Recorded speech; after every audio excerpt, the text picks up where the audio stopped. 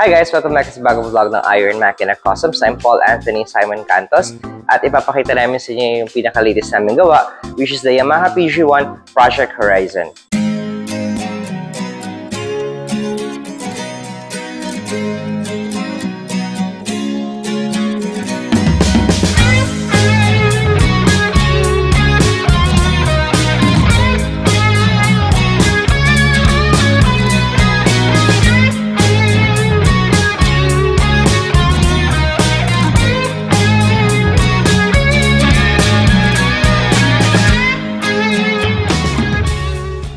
Ayan, so itong motor na to ay kinomission sa atin ni Mr. Kel Esteban.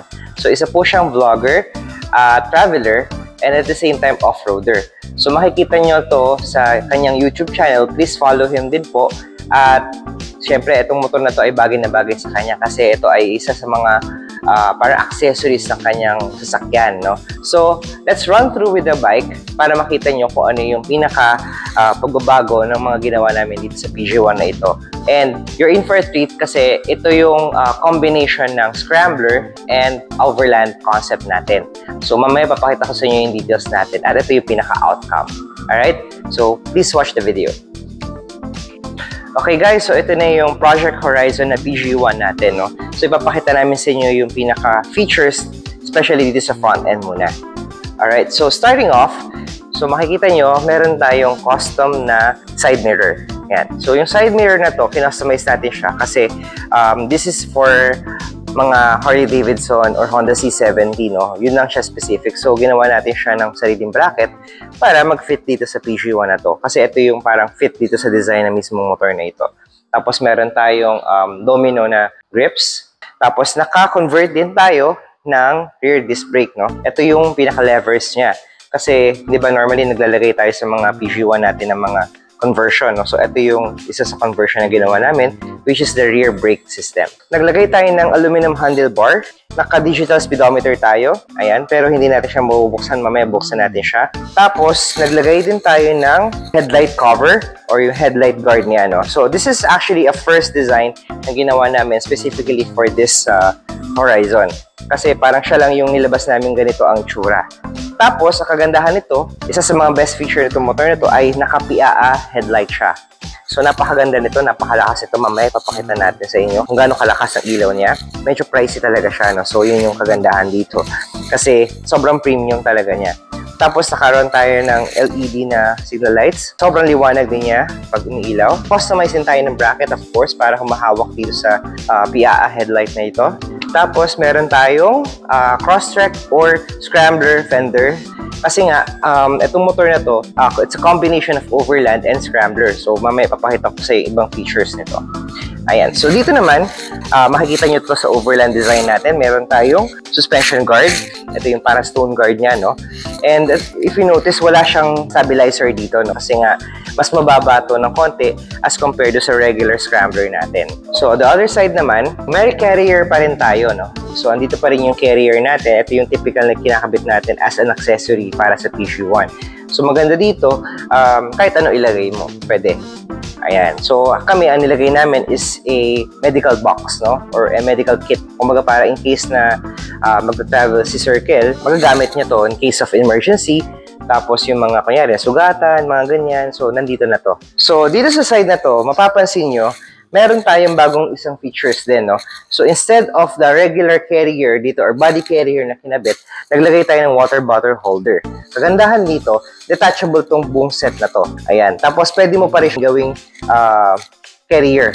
Kumbaga, meron siyang base plate na nandito na pwede mo ilagay na kahit ano as long as meron siyang 6mm na ball na pwede yung pagkabitan. So, ito yun. Okay, so, kagandahan, bagay na bagay yung feature na to kasi parang super rugged talaga siya. Tapos, dito sa crash guard, so if you notice yung crash guard natin, this is a newly designed also specifically for this bike. Bagong crash guard kasi meron tayong stabilizer sa front. Tapos, yung angle nito, iba na rin siya. Plus, meron tayong integrated na skid plate. So, it looks typical or normal lang, pero this is a different design na ginawa namin. Tapos, kagandahan pa niyan, naka-PAA auxiliary lights na rin siya. Sobrang premium nito kasi sobrang lakas din niya. And tatlo yung mode niya. So, dito naman, nagkabit tayo ng scrambler exhaust. So, yun na nga sabi ko kanina, it's a combination of scrambler and overland. So, pinagsama natin yung design na yun at ito yung kinalabasan. At tapos, meron din tayo extra storage dito sa ilalim kasi nga requested din ni Mr. Kel na lagyan siya ng extra storage nga na in case na maglalagay siya ng anything, tools or whatever, dito na niya kakabit yun. Tapos, meron tayong premium shovel. Itong shovel na to, marami siyang feature. Multi-purpose na rin siya. May knife, may lagari, may pang-ikot ng bolt, everything nandito na dito sa isang set na to. So, sobrang useful talaga niya pagdating sa overland. Napakaganda rin niya kasi yung finish niya is very premium also. Okay, naglagay tayo ng 22 liters sa top box instead of the 25 or yung 35 liters na kinakabit natin minsan na mas malaki. Sabi ni Sir Kel kasi, mas gusto niya yung mas bagay lang sa motor or hindi masyadong malaki. No? Although the storage, medyo mas maliit yung space niya, pero mas bagay naman siya sa bike. I get his point. Yun yung maganda naman dito kasi saktong-sakto siya, not too big, not too small. So, kagandahan din dito, pag binuksan natin siya, meron din tayong survival kit. No? May Iron Machina logo pa yan. So, sa survival kit na yan, kasama to sa motor, kasama to sa feature nito. Kasi nga, kinumpleto natin itong ano na to. So, marami kang makukuhang accessories or tools na pwede mong gamitin in terms of camping. So, kasama to sa mismo motor. Tapos, meron din tayong net.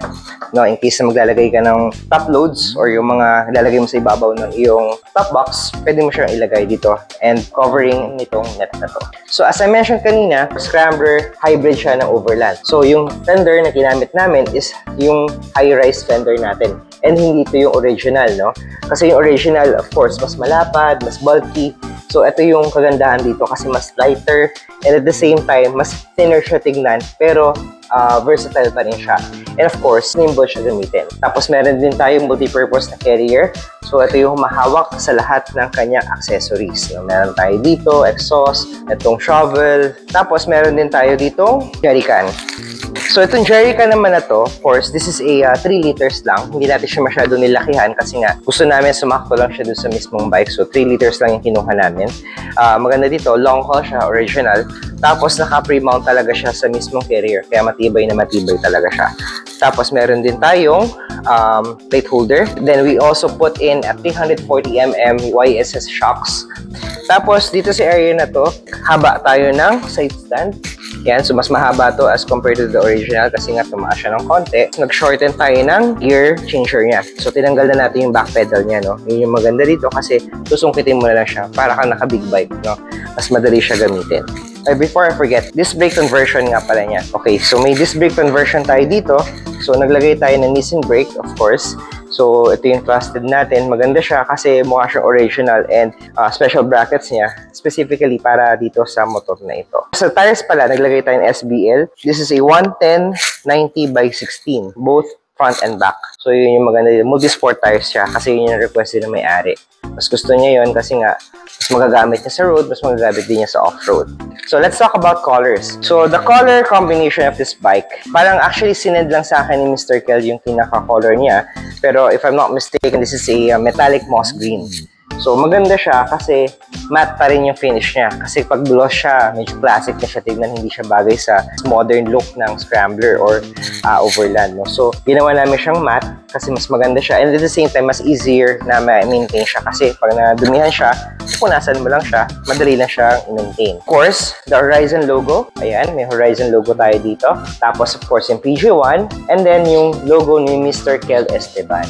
Tapos, yung combination niya is moss green and black. So, yun talaga yung pinaka-best combination for this para hindi masyadong maraming kulay.